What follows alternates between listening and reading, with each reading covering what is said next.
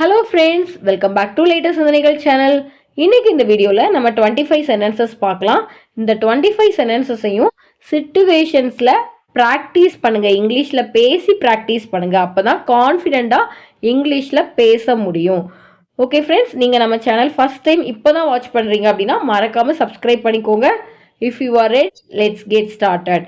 Number 1, அது உன்னுடைய பொறுப்பு. அது உன்னுடைய பொறுப்பு. ஒரு ஒர்க், இந்த ஒர்க்கைய நீ பார்க்கல, இல்லை இது உன்னோட பொறுப்பு அப்படின்னு சொல்றாங்க. இது உன்னுடைய பொறுப்பு அல்லது அது உன்னுடைய பொறுப்பு அப்படின்லாம் சொல்றதுக்கு ரொம்ப simple. It is your responsibility. ரெஸ்பான்சிபிலிட்டினா பொறுப்புன்னு அர்த்தம். இட் இஸ் யுவர் ரெஸ்பான்சிபிலிட்டி அப்படின்னா இது உன்னுடைய பொறுப்பு அல்லது அது உன்னுடைய பொறுப்பு அப்படின்னு நம்ம யூஸ் பண்ணலாம். நம்பர் 2, அது உன்னுடைய விருப்பம். உனக்கு எது பிடிக்குதோ அந்த ட்ரெஸ்ஸையே செலக்ட் பண்ணு, அது உன்னோட விருப்பம் அப்படின்னு சொல்கிறோம். உன்னோட விருப்பம் அப்படின்னு சொல்கிறதுக்கு யுவர் விஷ் அப்படின்னு சொல்லணும்.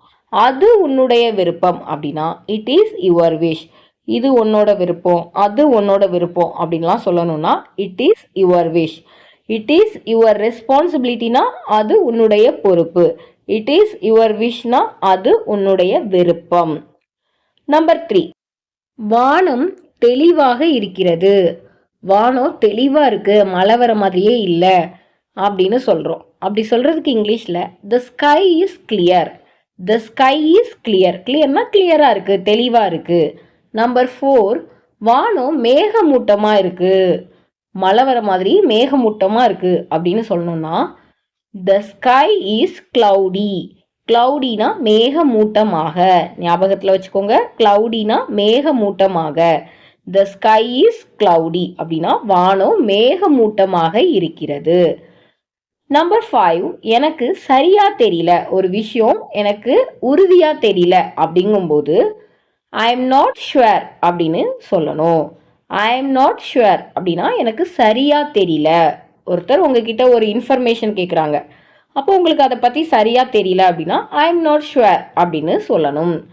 நம்பர் 6, என்னால் முடிஞ்ச அளவு முயற்சிப்பேன். நீங்கள் இப்போ ஒரு காம்படிஷனில் பார்ட்டிசிபேட் பண்ண போகிறீங்க, எல்லாரும் உங்களுக்கு நல்லா பண்ணுங்க அப்படின்னு சொல்கிறாங்க. அப்போ நீங்கள் சொல்கிறீங்க என்னால் முடிஞ்ச அளவு பெஸ்ட்டாக பண்ணுறேன் அப்படின்னு சொல்கிறீங்க. அப்படி சொல்கிறதுக்கு இங்கிலீஷில் I will try my level best அப்படின்னு சொல்லணும். I will try my level best அப்படின்னா என்னால் முடிஞ்ச அளவு முயற்சி பண்ணுறேன். I will try my level best. Number 7, நீ பாதுகாப்பாக இருக்கியா, நீ சேஃபாக இருக்கியா அப்படின்னு கேட்போம். Are you safe. Are you safe அப்படின்னா நீ பாதுகாப்பாக இருக்கிறியா. நம்பர் 8, நீ நல்லா இருக்கியா, நீ நல்லா இருக்கியா. Are you fine.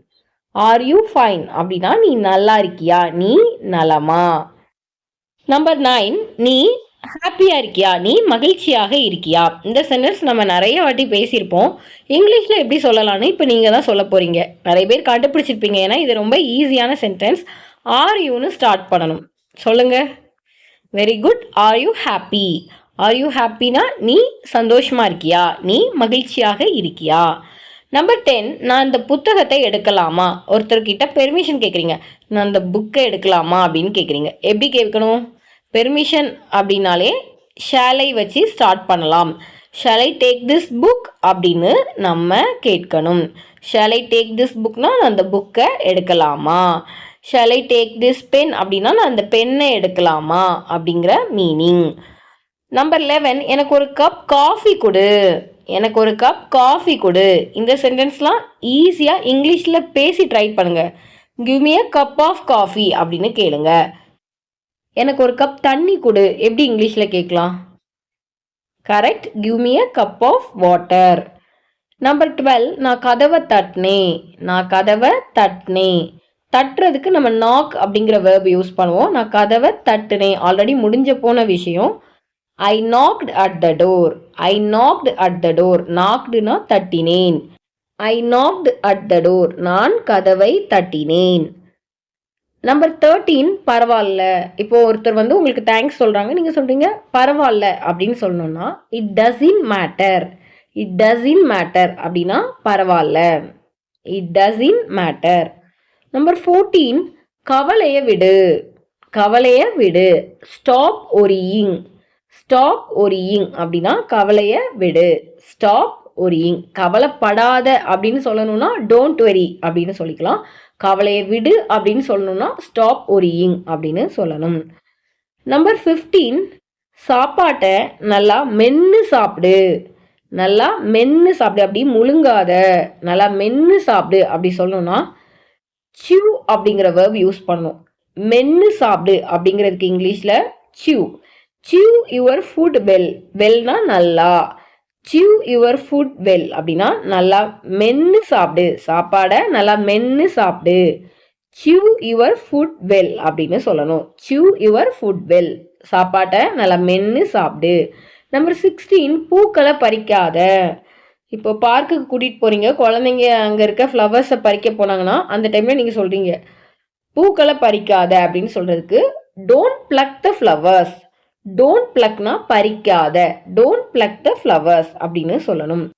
நம்பர் 17, அவர் வீட்டில் இருக்கிறார். அவர் வீட்டில் இருக்கிறார். இந்த சென்டென்ஸை நம்ம எப்படி சொல்லலாம்? He is in the house. He is in the house. Heனா அவர், isனா இருக்கிறார், in the houseனா வீட்டில். இப்போ இந்த சென்டென்ஸை நம்ம கொஸ்டினா கேட்க போறோம். அவர் வீட்டில் இருக்கிறாரா? அவர் வீட்டில் இருக்கிறாரா எப்படி இங்கிலீஷ்ல கேட்கணும்? He is in the houseனா அவர் வீட்டில் இருக்கிறார். அந்த isல ஸ்டார்ட் பண்ணணும். Is he in the house? Is he in the house அப்படின்னா அவர் வீட்டில் இருக்கிறாரா? நல்லா ஞாபகம் வச்சுக்கோங்க. He is in the houseனா அவர் வீட்டில் இருக்கிறார். Is he in the house அப்படின்னா அவர் வீட்டில் இருக்கிறாரா? நம்பர் 19, குழந்தை போல அழாத. குழந்தை போல அழாத. அழாதன்னு சொல்றதுக்கு எப்படி சொல்லுவோம்? Super, don't cry. குழந்தை போல அழாத அப்படின்னு சொல்றதுக்கு don't cry like a child. Like a சைல்டுனா குழந்தை போல. நம்பர் 20, பயப்படாத அப்படின்னு சொல்றதுக்கு don't be scared. Don't be scared அப்படின்னா பயப்படாத. நம்பர் 21, மெதுவா பேசுறியா. மெதுவா பேசுறியா அப்படின்னு சொல்றதுக்கு will you speak slowly. ஸ்லோலினா மெதுவாக. will you speak slowly, மெதுவா பேசுறியா, will you speak slowly அப்படின்னு கேட்கணும். நம்பர் 22, உங்களை சந்திப்பதில் மகிழ்ச்சி. இப்போ நீங்கள் ஒரு ஃபங்க்ஷனுக்கு போகிறீங்க, அங்கே திடீர்னு உங்களுக்கு தெரிஞ்சவங்கள பார்க்குறீங்க. ஸோ அப்போ அவங்கக்கிட்ட சொல்கிறீங்க உங்களை மீட் பண்ணதில் சந்தோஷம் அப்படின்னு சொல்கிறீங்க. அப்படி சொல்கிறதுக்கு glad to meet you. gladனா ஹாப்பி, மகிழ்ச்சி. glad to meet you அப்படின்னு சொல்லணும். நம்பர் 23, அவங்க உங்கள் ஆஃபீஸில் வேலை செய்கிறாங்களா. அவங்க உங்கள் ஆஃபீஸில் வேலை செய்கிறாங்களா அப்படி கேட்கணும்னா are they working in your office. Are they working அப்படின்னா அவங்க வேலை செய்கிறாங்களா. இன் யுவர் ஆஃபீஸ்னா உங்கள் ஆஃபீஸில். Are they working in your office, அவங்க உங்கள் ஆஃபீஸில் ஒர்க் பண்ணுறாங்களா அப்படிங்கிற மீனிங். நம்பர் 24, இப்போ ஒருத்தரை திட்டுறீங்க அப்படின்னா அவன் ஒரு தொல்லை அப்படின்னு சொல்கிறீங்க அப்படின்னா அதுக்கு இங்கிலீஷில் he is a nuisance. he is a nuisance. நியூசன்ஸ்னா தொல்லை. he is a nuisance. Number 25, நான் சேலத்தில் என் நண்பரை சந்தித்தேன். நான் சேலத்தில் என்னோட ஃப்ரெண்டை மீட் பண்ணேன் அப்படின்னு சொல்கிறதுக்கு I met my friend at Salem. I met my friend at Salem. At சேலம்னா சேலத்தில். ஐ மெட் மை ஃப்ரெண்ட்னா என் ஃப்ரெண்டை சந்தித்தேன். ஐ met my friend at Salem.